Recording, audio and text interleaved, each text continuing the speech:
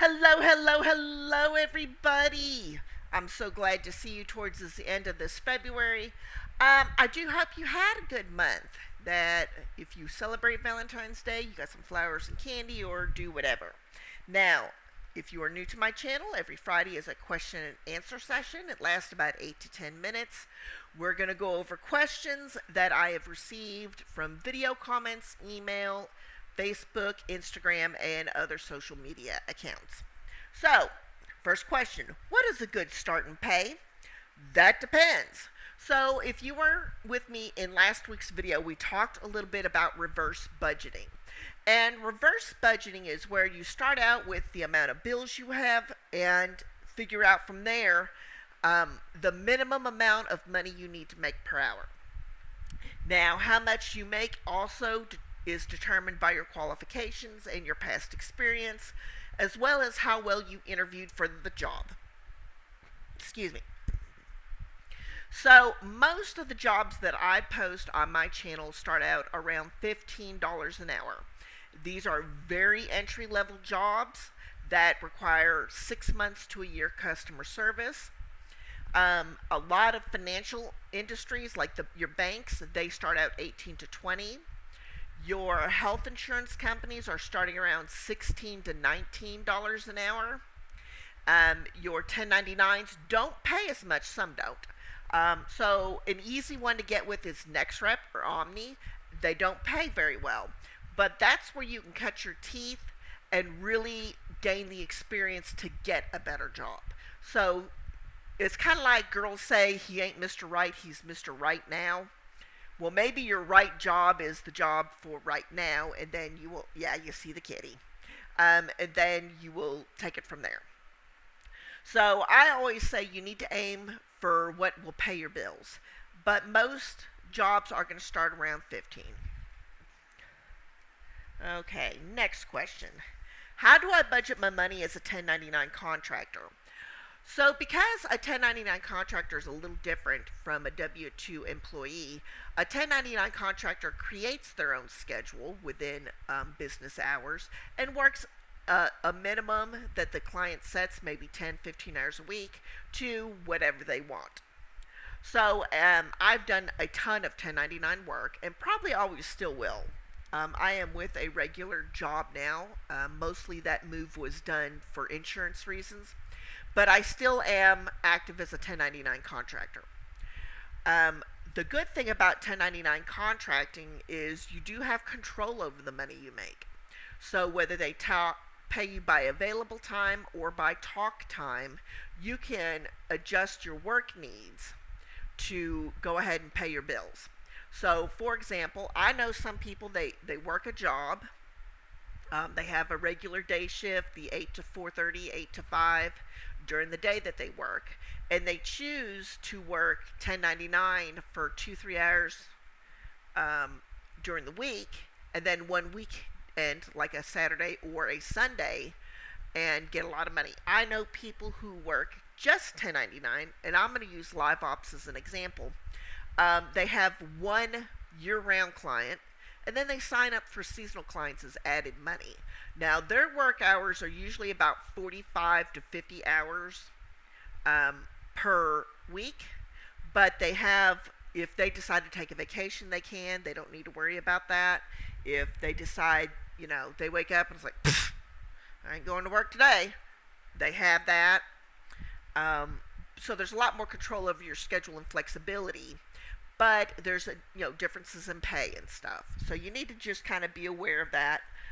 Always work a little more than you think you need. How do you use transferable skills? So I have a video talking about a resume creation, and it's talking about how to use stay-at-home mother transferable skills. For example, budgeting. Maybe you budget for the bills and the groceries as a stay-at-home parent. And I'm not going to say stay-at-home mom or stay-at-home dad, because whoever stays at home, whatever gender you ascribe to, you are a stay-at-home person. And so if you do the budgets, you take care of finances. So middle budgets, boom, boom, boom, boom, boom. Say you take your children to and from the doctor. So you are a driver as well as an appointment setter. So there's different transferable things. Think about jobs that do the same thing you do. Driver, appointment setter, budgeter, time management, things like that. So that's one way you do it. But like I said, look for my video where I talk about that, and I actually screen share a resume, and we go step by step and create it. So what is tax deductible? Give some examples. So if you are a 1099 person, square footage of your home office is tax deductible. Your equipment, if you provided your own equipment, is tax deductible. The utilities you use for the hours that you work are tax deductible. If you use printer paper, printer ink, supplies like that, tax deductible. So anything, and I always recommend TurboTax. I don't want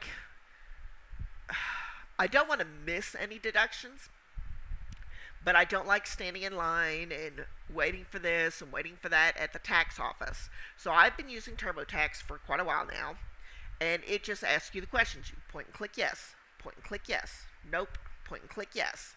So you go through and do things like that, and then it just tells you, stuff like that. And some of you might qualify for earned income tax credit. So, yeah. But I do my taxes annually, even when I was 1099. Sorry about that. That was my fan. And, yeah. TurboTax is awesome. I love it. Okay.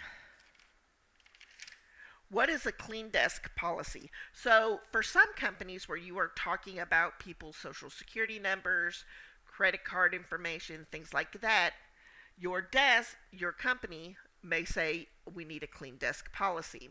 That means that there's no paper or writing materials, there is no food or drink, and there is no phone sitting on the desk or within reach while you are working.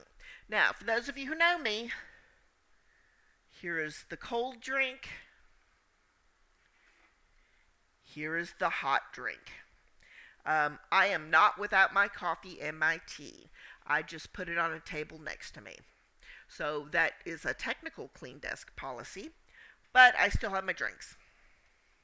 Okay. How do you time bathroom breaks and coffee? So I drink 2 cups of coffee before I start work because I am not a morning person. And I have, of course, you've just seen this. This is 32 ounces of my cold drink. This is 12 ounces of my hot drink, my Joy Cup. And I always make sure I go to the bathroom within 15 minutes before start of work. And make sure that if I have a half-hour lunch and it's not an hour-long lunch, that I meal prep the day before for like a sandwich, or put some soup in a microwavable dish that I can just pop in the microwave for 3 minutes and take care of it from there. And always make sure you go to the bathroom right before you go back to work. All right, guys. So I thank you so much for staying with me. We're past the 8-minute mark with the quick Q&A. My name is Becky. If you like, don't ask why this is... Okay, it's shaky. I'm sorry. If you like Q&A videos or any of my other videos, hit the like and subscribe button. My name is Becky. I'll see you next time.